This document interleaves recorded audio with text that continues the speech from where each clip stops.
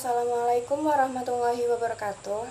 Saya Nurul Islamia dengan NIM 10522016 dari semester 6. Di sini saya akan menjawab soal UAS mata kuliah statistik. Soal yang pertama yaitu, jelaskan menurut analisis saudara mengenai populasi dan sampel dalam penelitian. Populasi dalam penelitian adalah keseluruhan subjek atau objek yang memiliki karakteristik tertentu yang akan diteliti. Populasi menjadi sumber data yang relevan dengan masalah penelitian. Populasi tidak selalu harus dalam jumlah besar. Yang penting adalah semua elemen dalam populasi memiliki kesamaan karakteristik yang menjadi fokus penelitian. Selanjutnya yaitu pengertian sampel. Sampel adalah sebagian dari populasi yang diambil dan dianggap dapat mewakili keseluruhan populasi.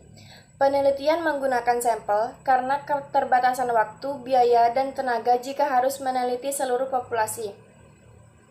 Namun, syarat pentingnya adalah sampel harus dipilih dengan metode yang tepat agar hasil penelitian dapat digeneralisasi dengan populasi. Soal yang kedua yaitu, jelaskan menurut analisis saudara mengenai teknik pengambilan sampel.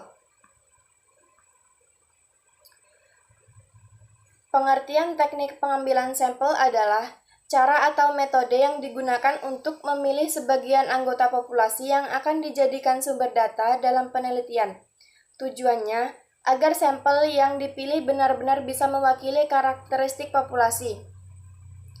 Jika teknik pengambilan sampel salah, maka hasil penelitian bisa bias atau tidak valid, dan kesimpulan yang diambil tidak dapat digeneralisasikan. Menurut saya, teknik pengambilan sampel harus disesuaikan dengan peneliti dan kondisi di lapangan. Kalau peneliti punya akses lengkap dan ingin hasilnya bisa digeneralisasi, lebih baik menggunakan teknik sampling probabilitas.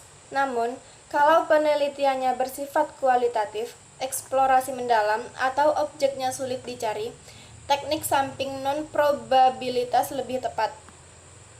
Pertanyaan yang ketiga yaitu, jelaskan menurut analisis saudara mengenai uji validitas.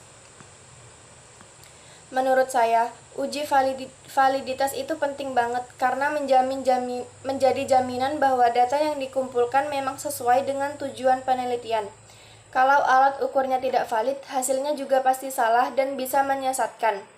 Sebagai mahasiswa, saya melihat seringkali penelitian gagal bukan karena datanya kurang, tapi karena alat ukurnya tidak tepat.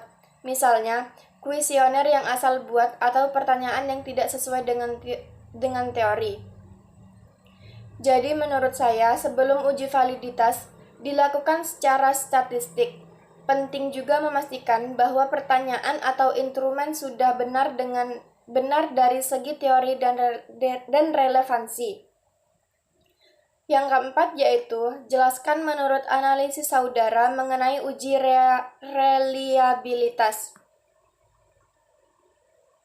Menurut saya, uji reliabilitas itu penting karena validitas tanpa reliabilitas juga tidak cukup. Kalau alat ukur valid tapi tidak reliable, hasilnya bisa berubah-ubah setiap kali kita ukur. Jadi data tidak stabil.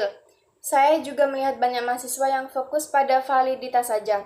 Padahal reliabilitas itu ibarat jaminan mutu dari alat ukur. Kalau reliabilitas tinggi, kita bisa lebih yakin bahwa hasilnya benar-benar mewakili kondisi sebenarnya. Yang kelima yaitu, jelaskan menurut analisis saudara mengenai instrumen penelitian dan bagaimana ciri-ciri instrumen penelitian yang baik. Menurut saya, instrumen penelitian itu kunci utama keberhasilan penelitian. Kalau alatnya sudah salah dari awal, data yang dikumpulkan juga pasti salah, dan otomatis kesimpulan penelitian jadi tidak bisa dipercaya. Menurut saya, instrumen yang baik itu harus praktis, mudah digunakan, dan menghasilkan data yang akurat.